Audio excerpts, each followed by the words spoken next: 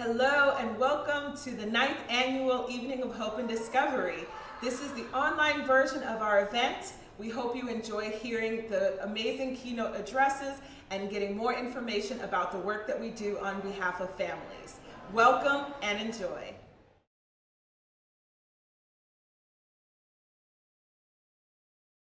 And my diagnosis is bipolar disorder type 1. I am 46 years old. I was diagnosed when I was 18. It was the summer of 1994. I had just finished high school when everything went blank for me. I had recognized a lot of things that were happening to me before. I had rapid speech. I had lost weight. I couldn't sleep. I had reckless behavior. I was driving fast and my spending was through the roof. But the terrifying symptom was the loss of touch with reality. My parents were incredibly supportive. They were not afraid of me. My parents took me to the ER the night that everything went black.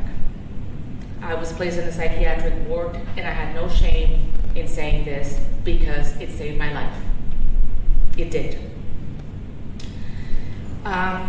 Also, I want to say that in this 28 years that I have been with this condition, there is still so much stigma around it.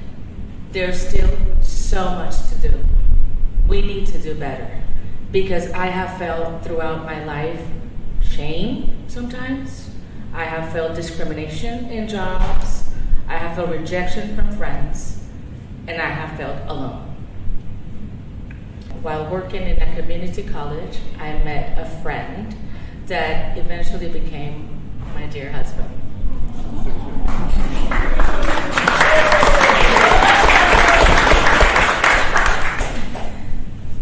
He was a counselor, and I was a Spanish tutor. The interesting part is that he was in his PhD studies in psychology.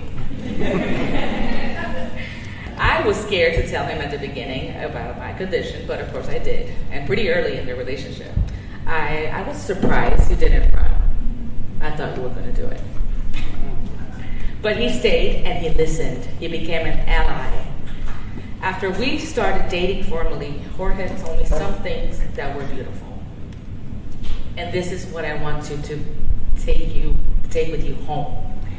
He said, Ima, what I read in textbooks, in my classes, they're just a list of symptoms. And that he couldn't find me there in the books. He saw me, only me, not the patient, not a problem, Ima. The diagnosis was something that his partner had, but he saw love, compassion, not pity. I would like him to explain this in his own words, and those words are the ones that won me over.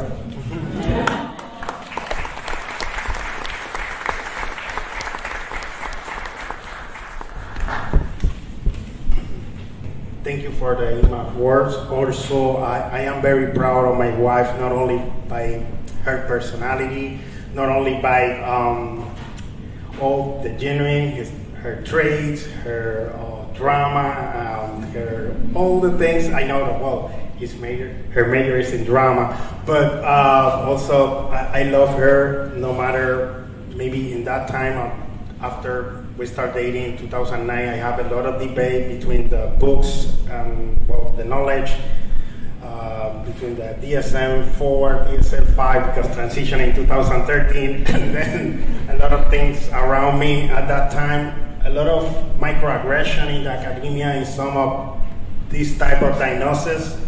And I tried when maybe some of the professors, but most of other students and colleagues said about schizophrenia and bipolar, they looking like different, but I debated my self-thought. It's not that like the book. It's not like the love is prevailed. The love is more than the knowledge. The human being is more than a book. And that's the most important, that gave me some sensible, not only knowing, maybe know more about IMA every day. I also debate about depression, the cycles, flight ideas, feeling depressed, issues with insomnia, to sleeping too much, issue with the nutrition, suicidal thoughts, a lot of hospitalizations, safety plans after the discharge. All the family have a role. All in the family have a role, because I was not alone. In every system in the family, every person in the family, in terms of bipolar disorder, depression, or any other condition, the family is the protective factor, and also the caregiver too. That's the way that we take some roles in terms to divide the weight of take care of each other, because to avoid some type of burnout, or self-care, also self-care of me, self-care of her. And also at that time, after my mom passed away, I met Valerie Cordero and also the FFDA. I'm looking for more information in the website just for psychoeducation about the condition from bipolar disorder, because I would like to know much better. Also for coping skills, all of that also, but that type of organization is very unique because they focus on the families, and most of the organization focusing the person that living with the condition. But also, what about the families too? What about the caregivers? What about the other significant ones? And that the most important for us. And also, I share my story with Valerie, and also I look in webinars, psychoeducation, and also thank you FFDA for promote not only the good for the families, and also more education and education to avoid burnout. And thank you for Provide Hope. Thank you so much. As you can see, I'm very grateful for his help and his support. Family is everything to me. Family has me here. While I no longer work and I'm on disability, I'm a full-time mom, and I strive to do better and be productive as much as I can. Thank you to my husband, to my mother-in-law, my late mother-in-law, and my mother. I'm still standing. I want to thank families for depression awareness for the work that they do. It is vital. Let's reach out. Let's do more, because not everybody survives this, and they should. Let's do better every single day. Thank you. Thank you.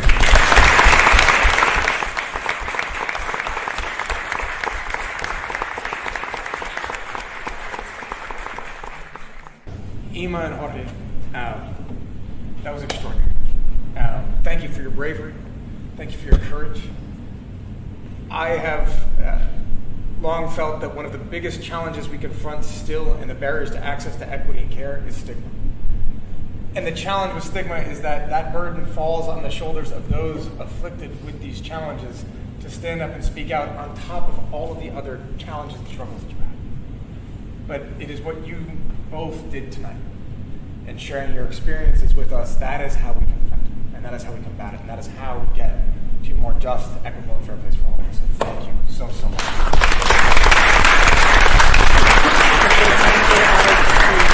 Be able to join with you today.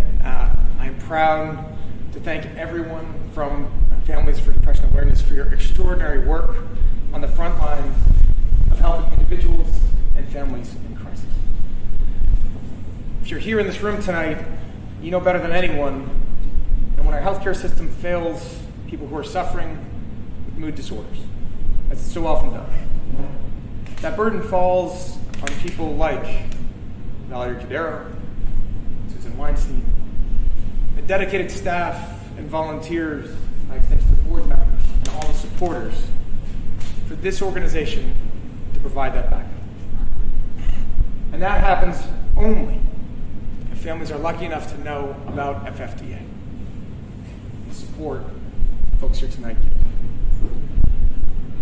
Otherwise, families are left alone and isolated to cope as best they can, too often reeling from the unacceptable stigma and shame associated with mental illness. So I'm here tonight for a simple reason. To try to let you know that you're not alone, that we care, and that we're trying to help. I know that might be of little comfort for anyone in this room when you're coping with a crisis, calling around to find a bed, or a counselor, somebody that can accept Medicaid, or a lawyer, or a doctor, or anyone that who might be willing to help. But as you also know, that as challenging as that might be here in Massachusetts, that our Commonwealth actually has one of the best mental health care systems in the nation. And yes, we have a long way to go. But our heightened awareness of and commitment to increasing access and quality for affordable mental health care puts our Commonwealth at the forefront of care across our country. That sometimes, though, comes as little consolation when you know what you're up against. About a dozen years ago, I was an entry-level prosecutor, then in the Barnstable District Court, down on the Cape. I got called into the courtroom a Friday late morning, early afternoon, to arraign somebody for larceny. I'm walking back into the courtroom, and this couple grabs me as I'm about to open the door. They said, "Hey, we want to talk to you. Our son just got arrested." I said, "Well, ma'am, you actually want to talk to the defense attorneys? They're right down the hall." She said, "No, we want to talk to you because we want to hold our son without bail. Your son had recently returned from fighting in our armed forces overseas. He got addicted to OxyContin. He had stolen and sold almost every piece of jewelry that the family owned. And the only thing that the parents knew that they needed to do was to get him access to care. Dad had called around and found one bed that was available on Monday. And the only thing he could think of to ensure that his son would get to that bed was to have him arrested on Friday. This case gets called. This young man stands up in handcuffs. The most amazing thing happens. He turns to the judge, Vietnam, and he apologizes. He apologizes to his family. And he tells the judge that if he is released, he does not know what he will do when he gets out on the street. The young man is held without bail, and as far as I know, went off to treatment on Monday. That is how our system treats those who promise their last devotion to defend our freedom. It was clear to me, and I'd only been on the job for a couple of months, that case wasn't about criminal justice. It was about a mental health system that was so badly broken that parents were getting their own son arrested in a way that could be described as an act of love. And we call that healthcare. About 5 years ago, a young mom came into my congressional office in Massachusetts. Unannounced, walking in. She sat down and she told me that her daughter had been diagnosed with acute mental illness when she was 4.5. Mom did the best she could to cope, but quality and consistent care was elusive. Around the time her daughter turned 9, she was camped out at a Boston emergency room for 5 days, waiting for a psychiatric bed to open up. With just one bed available and 3 patients seeking inpatient care, that wait stretched on and on. She told me, from her lips, the hospital was calling the patient's insurance company to determine which one would reimburse at a higher rate before they determined who got the bed. That was one of that young mom's many stories. Of ER visits to facilities wholly unequipped to handle mental health crisis, let alone pediatrics. Struggling to fit her daughter into adult-sized restraints, confusion about dosage for psychiatric drugs for kids. Stories about fights with insurance companies, about fights with courts, about fights with regulators, about fights with doctors, about fights. Mom's story was a fight, day in and day out, to get her daughter, who was 9, the care that she needed. The story of a little girl being boarded at Children's Hospital for 21 days under guard. They called everywhere from Maine, Virginia to find a bed. story of that young woman today, 17, having spent half of the last decade in residential care. Still, mom is hopeful. Daughter's done well with her schoolwork. She loves animals, wants to be a vet one day. She can get into a safer residential program and earn a high school diploma. Conversation starts to wind down. And this is haunting. After recounting all of this, she turns to me and she says, "We have been lucky. Compared to other people I know, we have been lucky." Folks, if that is luck in American healthcare system, we should be ashamed. We should be ashamed that the three largest institutions providing psychiatric care in this country are jails in New York, in Chicago, and in Los Angeles. We should be ashamed that African American children visit mental health professionals nearly half as often as their white health classmates. We should be ashamed that we know families that are living below the poverty line are more likely to experience serious psychological distress, and we're still talking about trying to take their health care away. We should be ashamed that 60% of the millions of Americans who are living with mental health conditions do not receive treatment. We should be ashamed that on any given night in our Commonwealth of Massachusetts, there are 100 children being boarded and waiting for care, sleeping in an emergency room. We should be ashamed that at every turn and on every level and in every way, this country fails to treat those with mental illness and substance use disorders worthy of care. We should be ashamed. The lead story in the Washington Post this morning of a boy who spent 76 days in an emergency room waiting for care. Folks, it is no secret that we are in a defining moment for American healthcare. And I ask all of you to continue to use your voice to remedy this profound injustice. Because a fight for universal care, a system that actually delivers the care that you need when you need it. It's for the mother with stage 4 breast cancer and for a daughter with schizophrenia. It's for young men with sickle cell anemia and a grandfather with depression. It's for anyone who's aching, hurting, broken, or ill. Whether the wounds are ones you see or ones you don't. And for generations, we have underinvested or outright ignored mental health. Some of you will know these statistics. 55% of the counties in our country do not have a single practicing psychiatrist, psychologist, or social worker. Over 4 in 5 children in need of mental health treatment will get none at all. Behavioral health care is 4 to 6 times more likely to be provided out of network and thus far more costly than physical care. And we all are paying for it, deeply. In our courts, in our schools, our hospitals, and our job sites, in lives lost, and families left whether to imagine that things could have been different if someone had their back. So it's time for this country to defend those battling any behavioral disorder.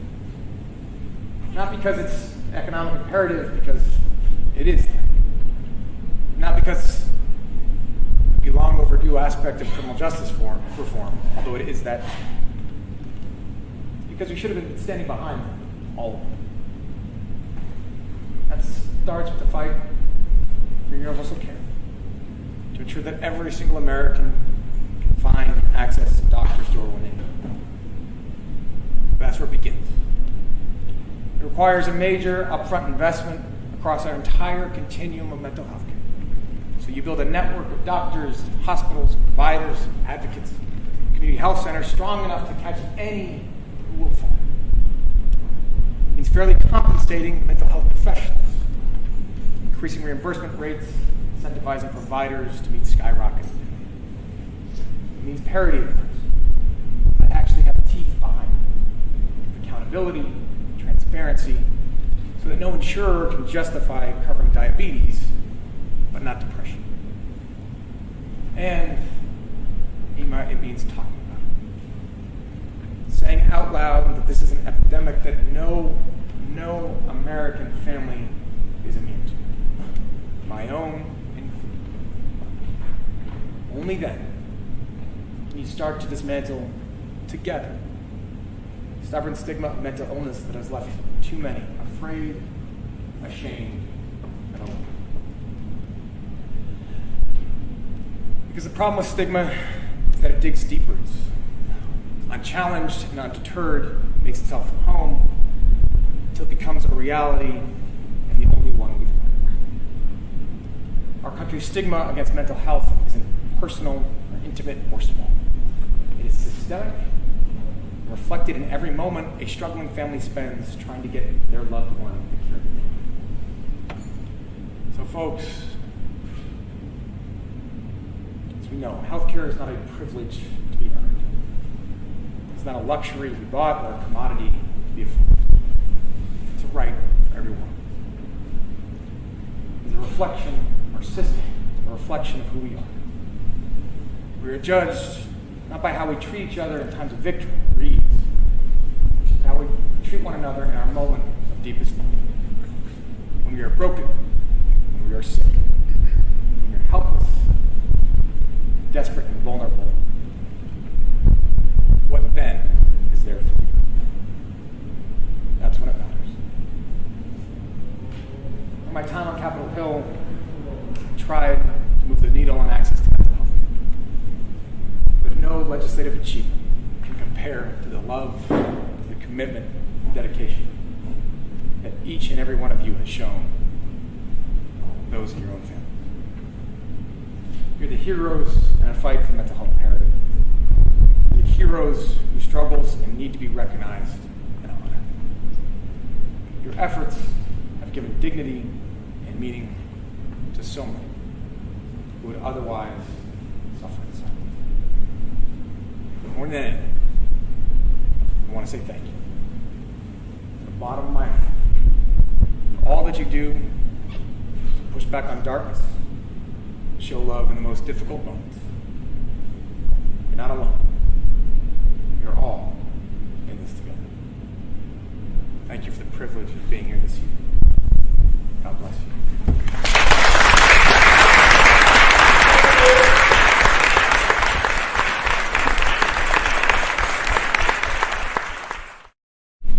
Your commitment and your support make all the difference to our organization and our ability to meet the needs of caregivers. I hope that this recap that I'm to do of some of our work over the past year helps you understand the essential work that you make possible. We've created a brighter, leaner, more responsive website. Our blog is more prominent than before, so people can easily find articles that answer their questions. Expert interviews like the ones with Marilyn Dost, Jillian Baker, and Michelle Foster about maternal mental health, and caregiver articles like 6 strategies for managing back-to-school anxiety and building a sense of belonging to prevent suicides. The family stories illustrate ways to find a path forward when mood disorders create uncertainty. What we do is that we break down difficult subjects and provide actionable advice that people can try right away. I encourage you to check back throughout the year at familyaware.org. A second area of focus this year has been our teen and family mental wellness programming. Like you, we've been alarmed at how much stress affects every young person's life. Teen stress levels were already elevated, and then the pandemic made a bad situation worse. Over the past year, we've added multiple ways to support youth mental health and well-being. As part of our continued efforts to reach underserved communities, we're preparing a Spanish version of our Understanding Teen Depression workshop that will be available to communities throughout Massachusetts and also available through our website. We also believe that there are particular impacts on Black kids and Black families that warrant education and attention. I'm thrilled that FFDA has taken a leadership position by creating a new workshop on Black youth mental health, and I want to acknowledge Dr. Fabienne Bain, who was the first one to present our workshop. Our menu of teen and family programs has grown as we continue to tackle the issues that caregivers and families face. Next, we know that one of caregivers' main challenges is the sense of isolation that they experience when a loved one is struggling. We've been working on programs to counteract that isolation and give caregivers a chance to connect with others. We'll be launching a new education model for small groups of families with teens.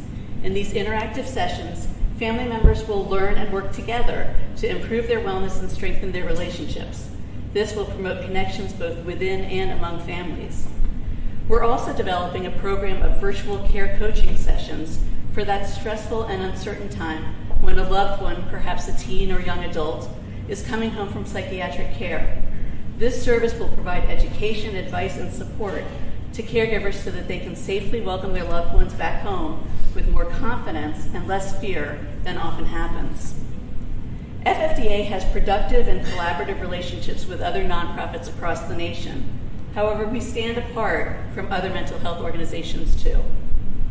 As Jorge said, what we do is unique. We focus on family caregivers and on mood disorders. We solicit and listen to input and feedback about our programs. We have ongoing relationships with our community of caregivers. We're connected in the worlds of mental health and suicide prevention. This flow of information helps us ensure that we are providing programs that address caregivers' needs. Our 2 webinars that focus on communication about depression exemplify that commitment. The way I see it, people can get information about depression and bipolar disorder and even suicide prevention from dozens of websites. People can join support groups and can learn about mental health-related legislation from other organizations. But what FFDA provides is tailored, practical content that caregivers can immediately put into action to help their loved ones, their families, and themselves. This is why we educate caregivers about communication. You can't help someone if you can't talk with them. This is why we educate caregivers about the stages of change. You can't help someone if they're not ready for it. This is why we educate caregivers about self-care. You can't help someone if you're not taking care of yourself. And this is why we have always shared the stories of families who have faced the seemingly endless challenges of supporting a loved one who lives with a mood disorder. You can't help someone if you don't have hope. This is how Families for Depression Awareness is unique. This is why our work is so critical, and this is why we are so grateful to have you alongside us, helping families and saving lives. Thank you.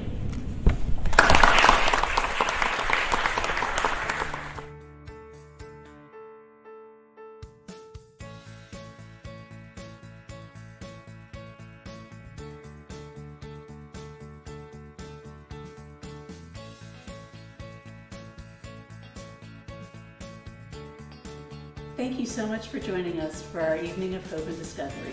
We hope you enjoyed yourself. Please do visit our website, familyware.org, and support us in whatever ways you can. I hope you have a pleasant evening.